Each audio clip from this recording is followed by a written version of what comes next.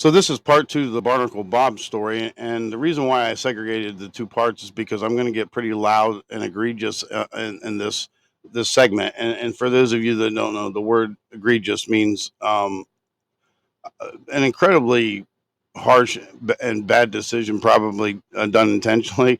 But if you don't like cuss words, if you don't like anger, then this isn't for you. But you got to be aware. Sometimes I run out of cuss words and have to make up my own. So this is going to get a little bit off the chart. But so I was talking about Barnacle Bob, and Barnacle Bob has been a commercial fisherman for many years around here, and he found himself homeless. And so he was telling me about the police coming back there to the homeless camps, because they got to roust the homeless because they got nothing better to do. There's no real crime other than Barnacle Bob's bicycle being stolen. I guess that was the only crime of the fucking week because they got plenty of time to go back there and just fucking harass homeless people. You know, um, so there's this one. He's told me a few different stories in the last few weeks once I found him again. And so there's a deputy sheriff who goes back there and, they got to check their IDs and they got to run them and they got to violate every fucking constitutional right that they have, every one of them to make sure keeping us all safe, of course, but, and telling them back there in Barnacle, it's illegal to be homeless in the state of Florida. You know what? What a fuck stick, man. You're a piece of shit. I just love a bully. Man, I fucking love bullies. I love showing a bully who's the fucking biggest bully in the room. And I'm guaranteeing you I'm the biggest bully in the room every time. When I see red, I see red. And I'm going to tell you what, Sheriff Al Neen Heights. That's the sheriff in this county. Go figure. Just fits. I don't know. So aside from going back there and violating their constitutional rights on a daily basis, which they do across this country everywhere for the American injustice systems, they're just revenuers. They're just fucking thugs, testosterone junkies. How about this? How about you get off the fucking juice, in your biceps or your belly, and maybe you take some of that blue shit that's all over the internet so your brain will get bigger instead of your fucking belly or your biceps because you act like a bunch of fucking apes, man, Neanderthals.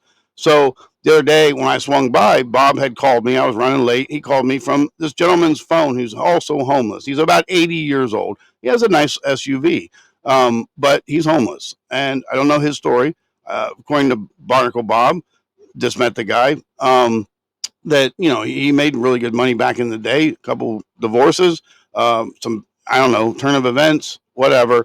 And he's homeless. He's, again, a very senior citizen. Not a druggie, not a drunk.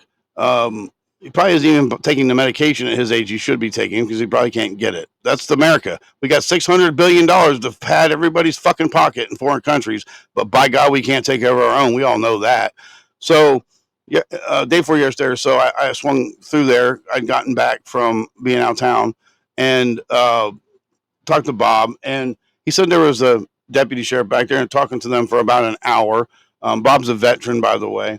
And then said things were fine, but then this young buck cop rolls in and they're talking about 10 minutes or so, and then the young cop tells the I don't know if the older cop or the seasoned vet or whatever had called on him or whatever, but they tell the old man, you will stand up, put your hands behind your back. You know what this is about. And he's like, I don't know what it's about. I haven't done anything. Well, you've been trespassed from this location, so you're going to jail. Are you Are you fucking kidding me? The good news is he can bond out in an hour. So I'm sorry, 7 hours for $100 or some shit.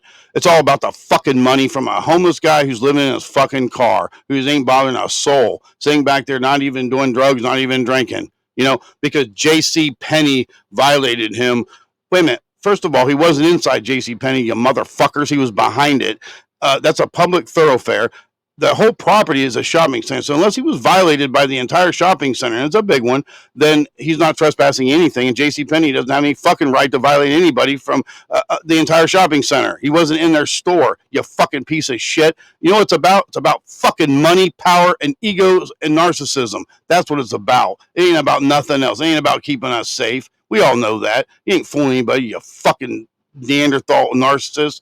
But so he can get bonded out, and then then he can go. He has to go back to court for the trespass. Fuck you, you fucking piece of shit. Al Nienhuis, train your fucking Gestapo better and people skills.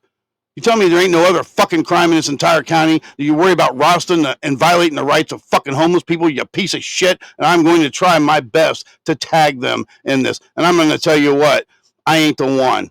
I'll show you who the biggest bully in the fucking room is, you motherfucker.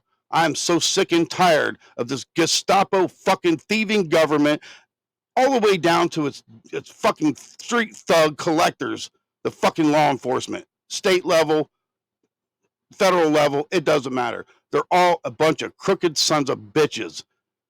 And they're all just these fucking egotistical fucking little bald fucking bullies. And I can't stand a bully. I fucking love dealing with bullies. Sheriff Al Nienhuis, get your fucking people in order. Because I'm going to tell you what, America is about sick of this shit. And you're all going to be on the wrong side of the fucking end zone. Put it that way. Keep it real.